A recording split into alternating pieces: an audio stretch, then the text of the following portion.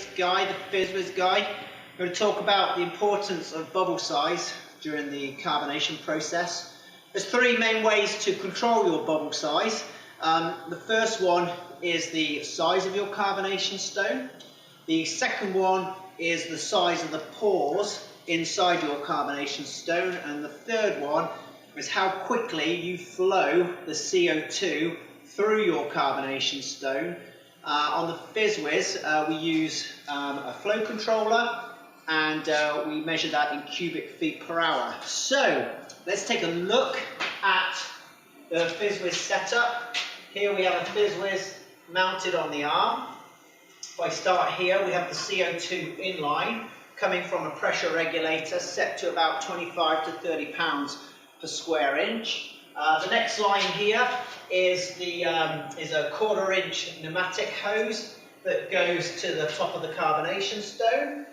After that, we have the connection that goes to the CIP arm via this little clever device, which we call a separator. And at the bottom of the separator, there is a little sight glass, and that's really important. We'll come on to why that's important in a moment.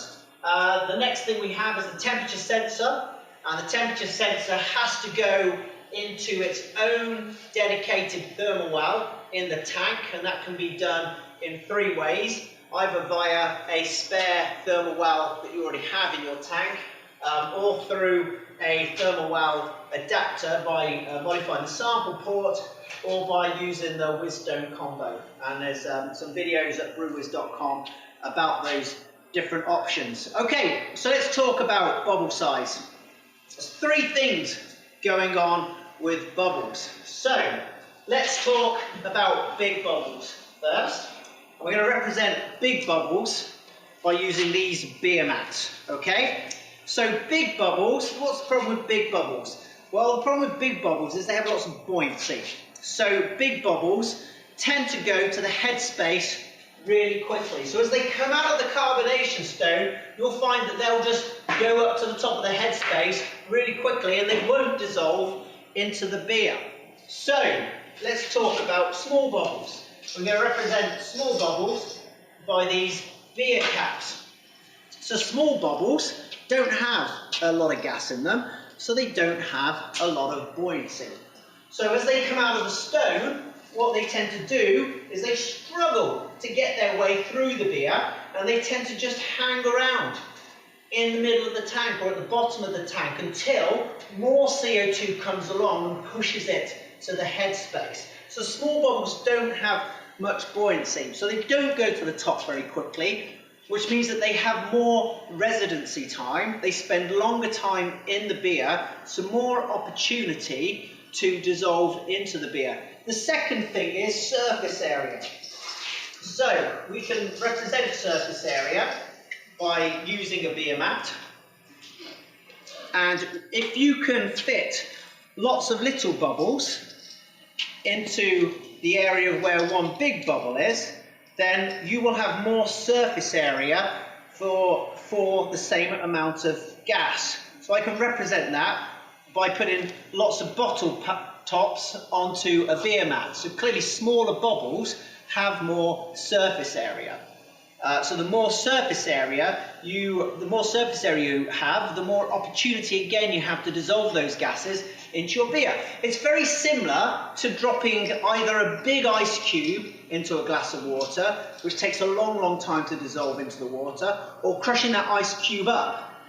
And if you've ever done that, which I'm sure you've had when you've enjoyed a gin and tonic or something like that, I'm sure you'll see that crushed up ice dissolves very quickly into your drink, whereas one ice cube doesn't. So same principle, just clearly more surface area, more opportunity to dissolve. The next thing is small bubbles have huge amounts of pressure on them. So you have to think about this within the tank. Within the tank, you've got your beer surrounding the bubble. This bubble is staying in the solution longer, and it's being crushed by the weight of the beer. Because if you think about it, there is way more mass of beer compared to the size of the bubble. bigger bubbles, the ratio is far smaller, so there's not as much pressure pushing onto the bigger bubbles. The bigger the pressure differential that you can create, then the more opportunity you have to create equilibrium within your beer. And this principle is called Laplace Pressure, and you should Google it. Very small bubbles can have incredibly high pressures in them. So a bubble about the size of a cat's whisker can have anything from like 30 to 100 pounds per square inch inside the bubble. So if you can get all those working for you, you now have bubbles that want to dissolve into your beer. And as I said on the FizzWizz, we control bubble size by using the flow controller in cubic feet per hour. And there is a video on BrewWizz.com which explains how to calibrate each stone individually using the flow controller. So the other thing I should tell you as well is that some beers are more likely to have foaming on the top, and big bubbles cause terrible foaming on the top of your beer. So things like a stout are more likely to have foaming at the top. So that means you need to go even slower and have even smaller bubbles for something like a stout than you would do if you had something like a Pilsner, for example. So, okay, through the magic of animation right now, using the FizzWizz, we're going to now try and demonstrate what's going on in the tank. So let's go ahead and turn the FizzWizz on. And let's select carbonation mode. And we're just going to set it to 2.4 volumes, which is the default. And we're going to press go. So the FizzWizz is going to start. And I've set the flow rate on this stone. Well, let's set it to 1 cubic feet per hour. So let's draw a big hole in this tank right now. Oh, look at that. So now we can see what's going on inside the tank. And you can see down here, coming from the carbonation stone, we've got tiny little bubbles. And they're just going into the beer, right, very, very locally. There's more CO2 and they're sort of getting pushed around. So nothing's going to the headspace because there's no buoyancy in these bubbles, because we have the flow rate super low. So let's turn the flow rate up a little bit. So let's go to 4 cubic feet per hour. So now you can see the bubbles are getting bigger. Okay, and some of the bubbles are staying down here, but now more and more of the bubbles are coming to the top of the tank. And less of these bubbles are dissolving into the beer and more are getting to the headspace. Okay, so let's turn it up really high now. So we're at 8 cubic feet per hour now. And now look at the bubbles. All they're these horrible big things, and none of them. We've got less of this like speckly, cloudy stuff down here, and the bubbles are all just going to the top of the tank. And oh no, look at this, what's this? There's foaming going on in the tank.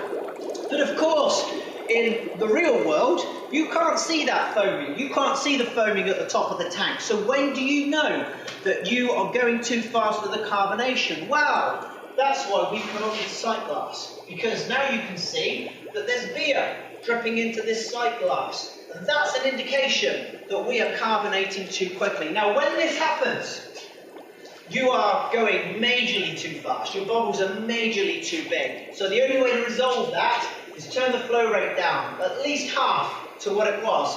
And now you can see the bubbles are getting smaller in the tank again. And as the bubbles getting smaller in the tank, then, you know, our carbonation and gas transfer is good.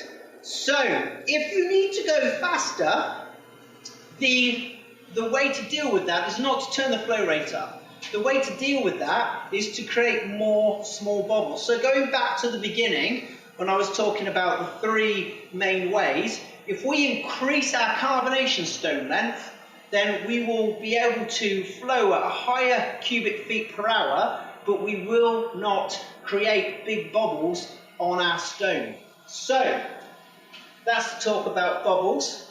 I hope you found it interesting. You got any questions? Give us a call.